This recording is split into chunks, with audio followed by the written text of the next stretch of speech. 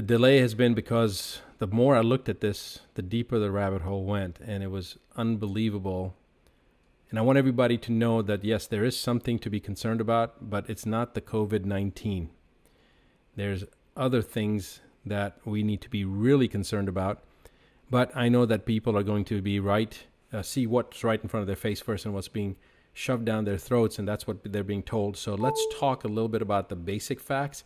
And this is going to be a relatively short video, and I may keep it in conjunction with the rest of it because I need to go in and talk about 3 specific areas that I really want to focus in on. I'm saying it right now this way, but it may end up being just one long video that you're going to get, or you may end up getting a couple of different videos. But let's just cover the basics first that I want you to be aware of, that it's important that you guys are aware of this, all right? Here's the first site that I want to cover, and this is the Worldometer. The Worldometer is a site that basically talks about all the different statistics on a global scale. So here we see the world's population, 7.772 billion currently, based upon 2020 only. There are 31 million births this year so far.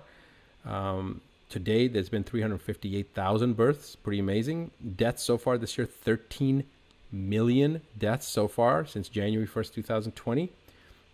Net populations increased by 18 million, meaning that the number of people that have died from whatever, and then you take the number of people that have been born, and you take the number of people born, subtract from that how many people died. We have had a net gain population of 18 million people so far this year. And they measure all sorts of different things: public health care, expenditure, society, media, environment, food, water, energy. Let's look at health. 2,876,688 people that have died this year so far in the first 3 months. And today's March 21st, 2020. So we haven't even hit the first quarter of this year so far. But still, we've had 2.876 million people that have died of communicable diseases. So far this year, we've had 107,000 deaths due to the seasonal flu. We've had 1.68 million deaths of children under the age of 5. We've had 9.4 million abortions so far this year. We've had 68,493 deaths of mothers. 68,493 deaths of mothers during the process of giving birth.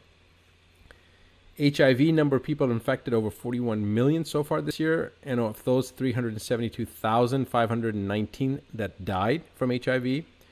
We've had over 1,819,000, almost 1,820,000 deaths from cancer alone so far this year.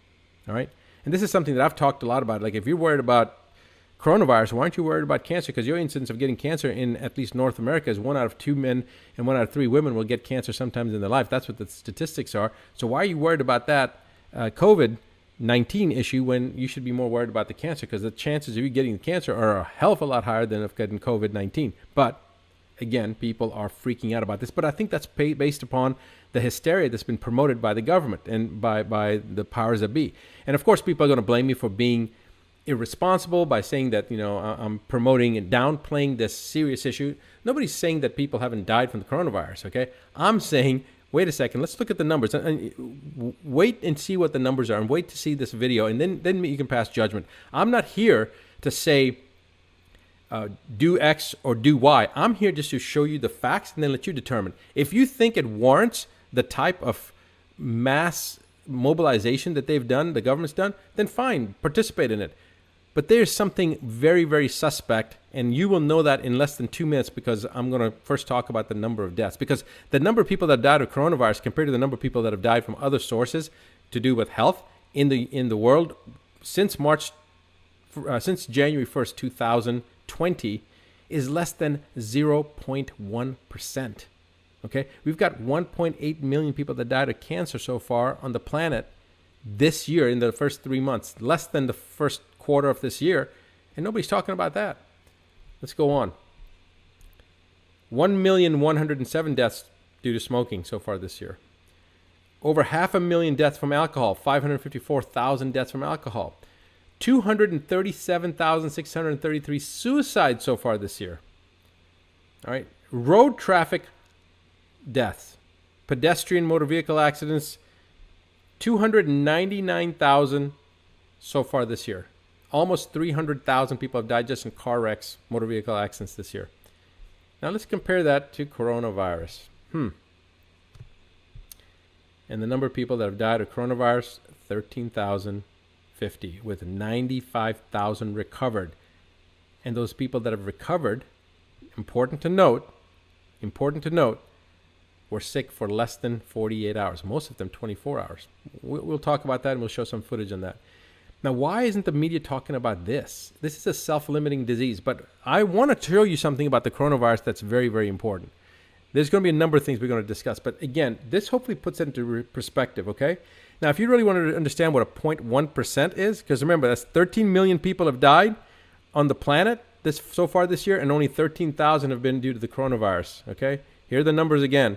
13 million deaths so far this year, of which 13,000, or 1/1,000th, have been coronavirus related. Let's make sure my math is right. 13,000 would be 130, 1.3, yep. 13 million. So 1 out of 1,000 have died from coronavirus, and yet people are losing their gourd about this. Now, let's just talk about some of the basics, okay? So Green Med Info had a pretty good executive summary on this, so I'll just I found this amusing. The world is suffering from a massive delusion based on the belief that a test for RNA is a test for a deadly new virus, a virus that has emerged from wild bats in China, supported by the Western assumption that Chinese people will eat anything that moves. Now, I found that amusing, and that's basically, in a nutshell, exactly what has happened. Now, this is what I really want to talk about from the testing aspect. We're going to talk about the testing, we're going to talk about toxicity, we're going to talk about 5G, because that's been a big issue, and there is a real issue behind that. And then we're going to talk about the censorship and what's happened, and then we're going to go into this in a much more deeper component. And just so I can show you something real quick, I want you guys to all be aware of this.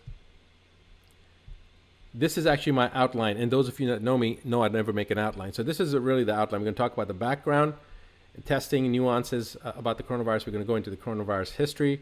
We're going to go into the 5G networks and the health implications of that, and then we're going to talk about what you can do. All right, so we're going to go through this, and I've got a lot of different references that I have gone through and gathered. But anyway, let's come back to the RNA virus issue for a second. Now, scientists are detecting a novel RNA in multiple patients with influenza or pneumonia-like conditions, and are assuming that the detection of this RNA, which is believed to be wrapped up in proteins to form an RNA virus, such as coronavirus, they're believed to be, that this is the equivalent of isolating the virus. Now, I want you to understand this. Nobody has ever seen the actual virus and isolated it. What they've done is they've taken the RNA components of it, certain components of the virus, and then tested for that, and they have made the extrapolation that this is what a person has. They have the virus. Now, I'm gonna talk about the testing and the false positives a little bit later, but let's just make sure that we understand this part. This is not the same thing. It is not, according to Green Med Info, and they're absolutely right. It is not the same thing when you see the RNA as if it's the actual virus that you're seeing that's causing the problem. And one group of scientists was on enough to admit this. Okay, they were quoted in a study saying, "We did not perform tests for detecting infectious virus in the blood." Despite this admission, early in the paper, they repeatedly referred to the 41 cases out of 59 similar cases that they tested positive for this RNA, as 41 patients confirmed to be infected with the 2019 nCoV, which now is called COVID-19. Another paper silently, quietly admitted our study does not fulfill Koch's postulate. Now, who was Koch? Koch was a virologist, a bacteriologist that lived around the turn of the century in the 1800s, and he developed certain standards that are today considered to be the gold standard before you can make any type of a claim, validity-wise from a study standpoint, etc. Now, Koch's postulate states a number of different things, but these are the points that these studies did not fulfill Koch's postulates. First, you have to first purify the pathogen. In other words, you have to actually make sure it's that pathogen or whatever, whether it's bacteria, virus, in this case a virus, that it's actually the virus that's causing the particular illness that's being described. That's the first portion.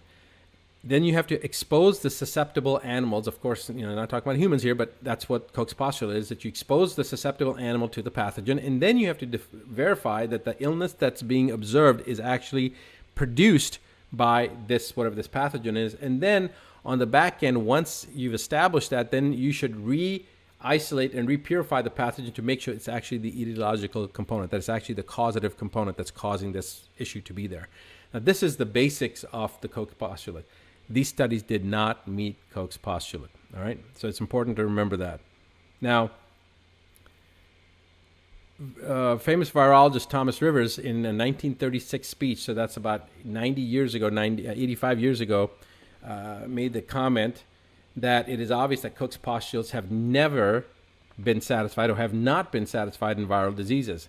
Now, that was a long time ago, but what's interesting is that it's still basically the same issue right now. Okay, none of the papers referenced in this article have, in the GreenMeds article, have actually been able to successfully purify the virus, isolate and purify the virus. Okay, so that's the first thing I wanted to let you guys know. Am I saying that there's no such thing as a COVID-19 virus? No, that's not what I'm saying. And yes, there are people that have died from it, but I'm going to talk about some of the things. There's such a thing as a placebo. Everybody knows it, but there's also such a thing as a nocebo, which is basically the opposite of a placebo. If you think something's going to cause a problem, it's going to cause a problem. And I want you to go back and think about this for a second. Most of the cases, the countries that have been hardest hit are Italy and Iran. And I'm going to explain why Italy and Iran, because a lot of people say it doesn't make any sense. I'm going to show you the reason why Italy and Iran here in a moment.